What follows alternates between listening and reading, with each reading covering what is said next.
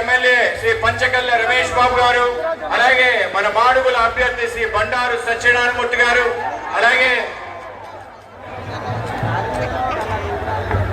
మన ఎలమంచిలి అభ్యర్థి మన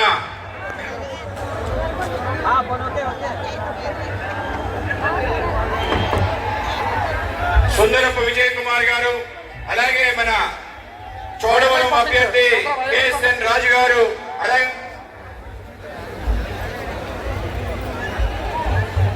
పాయకరావుపేట అభ్యర్థి శ్రీ వంగలపూడి అనిత గారు, శ్రీమతి వంగలపూడి అనిత గారికి, అలాగే విచ్చేసిన నేతలందరికీ కూడా టీడీపీ అధ్యక్షుడు తాతయ్య బాబు గారికి, అలాగే భారతీయ జనతా పార్టీ అధ్యక్షుడు పరమేశ్వరరావు గారికి అందరికీ స్వాగతం పలుకుతూ, ముందుగా మన అనకాపల్లి ఎస్పీ పెద్దలు కొనతాల రామకృష్ణ గారు ప్రజలను ఉద్దేశించి వారు హోంశాఖ మంత్రులుగా సుదీర్ఘమైనటువంటి అనుభవంతో మధ్యప్రదేశ్ లాంటి పెద్ద రాష్ట్రానికి ముఖ్యమంత్రిగా ఎంతో ఘనకీర్తి సంపాదించుకున్నటువంటి వ్యక్తి.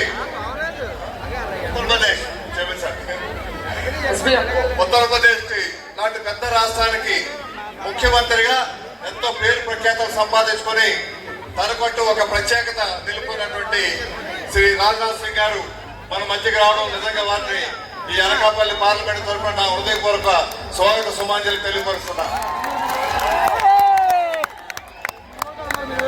ఈ రోజు ఈ సార్వత్రిక ఎన్నికల్లో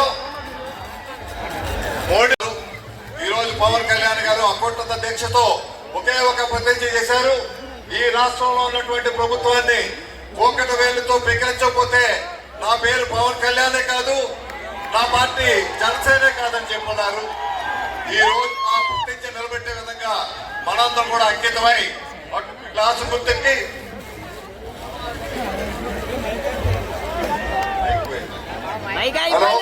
ఇటు కమలానికి ఓటు వేసి మీకు ఇంటి ఓట్లు ఒకటి కమలం ఒకటి గ్లాసు గుర్తుకు వేస్తే ఇక్కడ ముఖ్యమంత్రిగా చంద్రబాబు నాయుడు గారు ఉంటారు, అక్కడ ప్రధానమంత్రిగా మోడీ గారు ఉంటారు.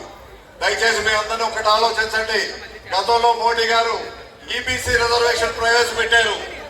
ఆర్థికంగా వెనుకబడ్డ విధంగా మనకి వచ్చినటువంటి రాజ్నాథ్ సింగ్ గారితో అటువంటి పెద్దలతో మంచి సంబంధాలు ఉన్నాయి కాబట్టి మన రాష్ట్రానికి కావాల్సినటువంటి పోలవరం ప్రాజెక్టు కానీ, అదేవిధంగా విశాఖ స్టీల్ ప్లాంట్ ప్రైవేటీకరణ జరగకుండా ఆగే కార్యక్రమం కానీ, రాజధాని నిర్మించుకునే కార్యక్రమం కానీ, ఉత్తరాంధ్ర సుజల సవంత్ కానీ, ఈ ఉత్తరాంధ్ర వెనుకబడతనం రాయలసీమ వెనుకబడతనంతో పాటు ఈ రాష్ట్రంలో ఉన్నటువంటి అన్ని ఇరిగేషన్ ప్రాజెక్టులు సాధించుకోవాలి. మొన్న సైకిల్ గారు విశాఖపట్నం వచ్చారు, 99.9 పనులు పూర్తి చేశారని చెప్తున్నారు. సైకిల్ గారు చేశారా అండి? మరి ఎందుకు ఓటేయాలండి? రాజధాని తెచ్చాడా? మరి ఎందుకు ఓటేయాలి? పోలవరం తెచ్చాడా?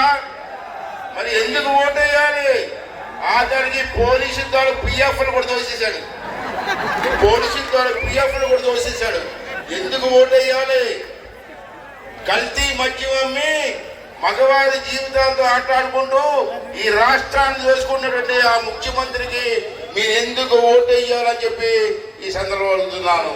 ఇవాళ పోలవరం లేదు, ఆఖరి మన ప్రాంతానికి సంబంధించినటువంటి సుజల స్రవంతి లేదు, ఎందుకు ఓటేయాలని చెప్పి మనం చేస్తున్నాను.